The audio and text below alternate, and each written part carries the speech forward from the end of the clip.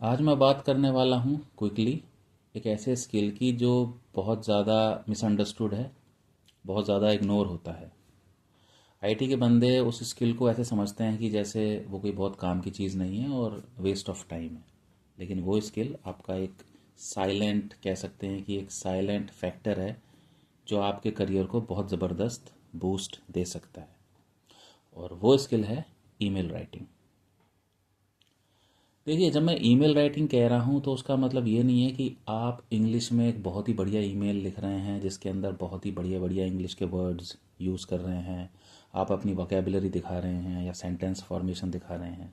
नहीं, email skill का मतलब ये है कि आप अपनी ईमेल को इस तरह से कैसे लिख पा रहे हैं कि जो पढ़ने वाला है वो उसको बहुत इजीली ग्रास्प कर सके। ये जो ये जो स्किल है, ये स्किल इस तरह का है कि आप किसी भी रोल में हों, आप डेवलपर हैं, आप एक आर्किटेक्ट हैं, आप टीम लीड हैं, आप मैनेजर हैं, या आप एक फ्रेशर हैं। इनफैक्ट आप ईमेल राइटिंग से भाग नहीं सकते। या आपने अपने एक्सपीरियंस में भी देखा होगा, मैंने भी अपने एक्सपीरियंस में देखा है 20 साल के, कि जैसे ही कोई बंदा आईटी मार्केट में एंटर करता है, ईमेल राइटिंग उसको फर्स्ट डे से लिखनी पड़ सकती है। हो सकता है कि वो ईमेल अपने टीम लीड को लिख रहा हो सकता है कि वो ईमेल अपने टीम मेंबर्स को लिख रहा हो किसी चीज़ के लिए, हो सकता है कि वो ईमेल अपने मैनेजर को लिख रहा हो। Does not matter. आप किसी भी रोल में हो, किसी भी तरह की रिस्पॉन्सिबिलिटीज़ में हो, ईमेल राइटिंग से आप नहीं भाग सकते। अब ये इम्पॉर्टेंट क्यों है? देखिए, इम्पॉर्टेंट इसलिए है ये कि जब आप अपनी ईमेल को लिखते हैं और जब वो ईमेल जो भी रीडर्स हैं उनके द्वारा पढ़ी जाती है, तो आपके ईमेल के लिखने के तरीके और उसके कंटेंट के बेस पर सामने वाला आपकी इमेज को एक उसी हिसाब से परसीव करता है। अगर आपकी ईमेल बहुत ही एक जम्बल्ड वे में लिखी गई है, एक सही तरीके से नहीं लिखी गई है, तो पढ़ने वाला बंदा आपकी जो इमेज है वो इस तौर पर बनाएगा कि ये बंदा कोई बहुत ज़्यादा मैच्योर्ड नहीं है, ये बंदा एक बहुत अच्छा थिंकर नहीं है। और ये एक साइकोलॉजिकली साइंटिफिकली प्रूवन फैक्ट है कि आपकी थिंकिंग जैसी होगी, आप लिखेंगे भी वैसा। एक कहावत है, your writing is your thinking. तो आप जैसा सोचते हैं आप वैसा ही लिखेंगे। अगर आप स्ट्रक्चर्ड वे में सोचते हैं तो आप स्ट्रक्चर्ड वे में लिखेंगे।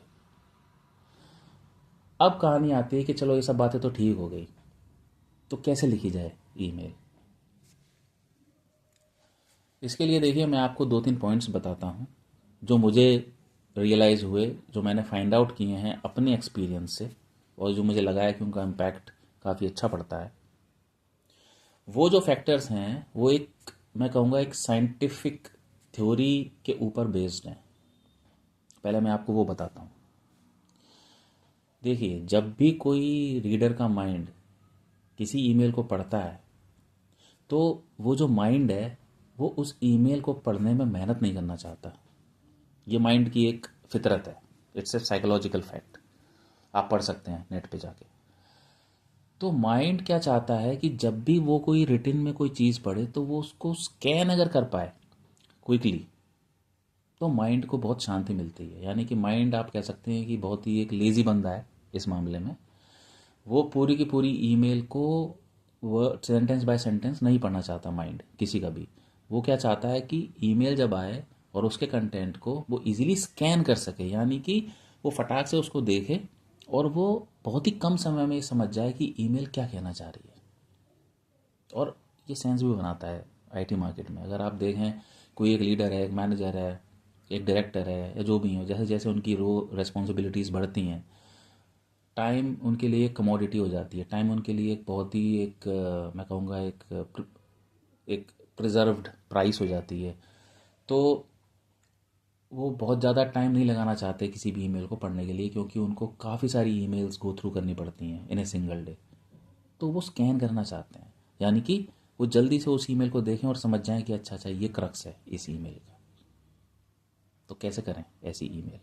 कैसे लिखें ऐसी ईमेल। तो उसी के लिए मैं आपको एक एक दो पॉइंट्स बताता हूँ। पहला तो ये है कि जब भी आप अपनी ईमेल लिखें तो ईमेल में जो सेंटेंस लिख रहे हैं आप, वो सेंटेंस बहुत लंबे ना हो। लंबे सेंटेंस स्कैनेबिलिटी को ख़त्म कर देते हैं। सेंटेंस आप छोटे रखें। दूसरी चीज़, आप अपनी ईमेल के जो पैराग्राफ्स हैं, यानी कि सपोज करो आपको अपने मैनेजर से कुछ पूछना है या उसको बताना है कि भाई कोई एक इशू आ गया था, उसका रूट कॉज ये था।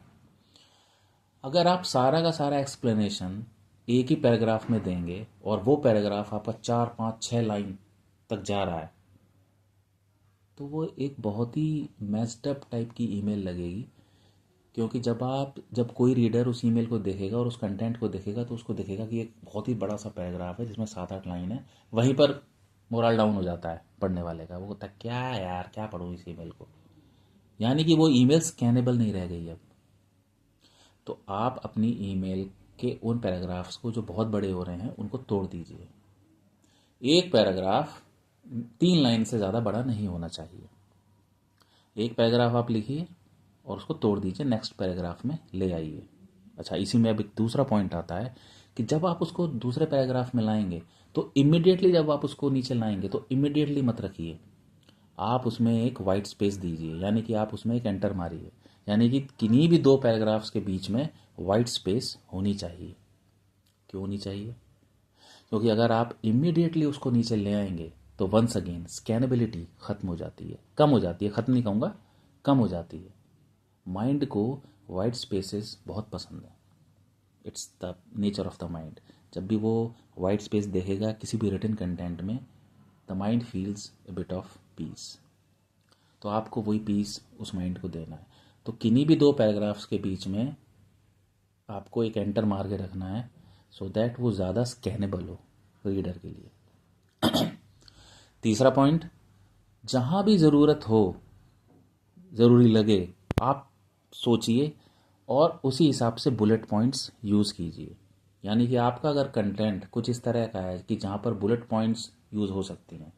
मैं एक एग्जांपल देता हूँ कि अगर आपको ये इन्फॉर्मेशन देनी है किसी ईमेल में कि भाई किस डेट को कोई रिलीज़ गई थी फॉर इंस्टेंस, ओके, या फिर आपको ये इन्फॉर्मेशन देनी है कि कौन सा रिसोर्स किस पर्टिकुलर पर काम कर रहा है, क्विकली बताना है। मान लो आपके मैनेजर ने आपसे पूछा है, तो देखिए ये इन्फॉर्मेशन कैसी है कि आप उस कंटेंट को किसी पर्टिकुलर कैटेगरी में डिवाइड कर सकते हैं। यानी कि आप डेट वाइज डिवाइड करके बुलेट पॉइंट्स बना के और आप उसकी रिलीज़ उसके सामने लिख के कि भाई क्या रिलीज़ में गया था इस डेट को, वो भेज सकते हैं। या आप रिसोर्स वाइज एक कैटेगरी बना सकते हैं। मतलब कैटेगरिकल टाइप चीज़ हो गई है कि भाई मेरी टीम में 4 मेंबर हैं, हर बुलेट पॉइंट में हर मेंबर का जो काम वो कर रहा है वो लिख सकता है। तो आपको ये सोचना है कि क्या आपकी ईमेल कुछ इस तरह की है जहाँ पर अगर आप बुलेट पॉइंट्स यूज़ करेंगे तो वो ज़्यादा सेंस बनाएगा। Bullet points type of things increases the scannability factor many fold. क्योंकि उस केस में क्या होगा, आपको कम वर्ड्स यूज़ करने पड़ेंगे और ज़्यादा इन्फॉर्मेशन प्रोपगेट हो जाएगी रीडर्स के लिए, और रीडर को भी पढ़ना कम पड़ेगा और वो बहुत इजीली स्कैन कर लेगा। अच्छा, बुलेट पॉइंट्स में ये लिखा है, काम हो गया। तो ये 3 फैक्टर्स आप याद रखिए। ज़्यादातर इन्हीं 3 फैक्टरों से आपका काम चल जाएगा। पहला, पैराग्राफ्स जो हैं आपके वो बहुत लंबे ना हो। हर पैराग्राफ 3 3 लाइनों से ज़्यादा का ना हो। अगर 3 लाइन से ज़्यादा का हो रहा है तो तोड़ दीजिए। दूसरा फैक्टर कि जब आप पैराग्राफ तोड़ रहे हैं तो उन हर पैराग्राफ के बीच में एक वाइट स्पेस यानी कि एक एंटर होना चाहिए। तीसरा, जहाँ भी ज़रूरत हो वहाँ पर आप बुलेट पॉइंट्स यूज़ कीजिए। बुलेट पॉइंट्स यूज़ करेंगे, स्कैनेबिलिटी बढ़ेगी। ये तीनों के तीनों फैक्टर अगर आप अपनी ईमेल्स में यूज़ करेंगे कंसिस्टेंटली, आपकी ईमेल की रीडेबिलिटी, स्कैनेबिलिटी कई गुना बढ़ जाएगी और आपकी जो इमेज सामने वाले पर जाएगी वो कुछ इस तरह की जाएगी कि ये बंदा मैच्योर्ड है और एक सही थिंकर है। ये ईमेल राइटिंग एक ऐसा स्किल है जो बहुत ओवरलुक्ड है। समझा जाता है इसको मार्केट में, जो आईटी के बंदे इसको यही समझते हैं कि ये कोई वेस्टेज ऑफ टाइम है, but this is actually A silent factor which can magnify, which can boost your performance manifold. Mark my words. Work on it. इसको बिल्कुल भी वेस्टेज मत समझिए, इसको एक इन्वेस्टमेंट समझ के आप इस पर काम कीजिए, और ये बहुत ईजी है इसको सुधारना, इस पर काम करना और इसको एक्सिक्यूट करना. Thank you.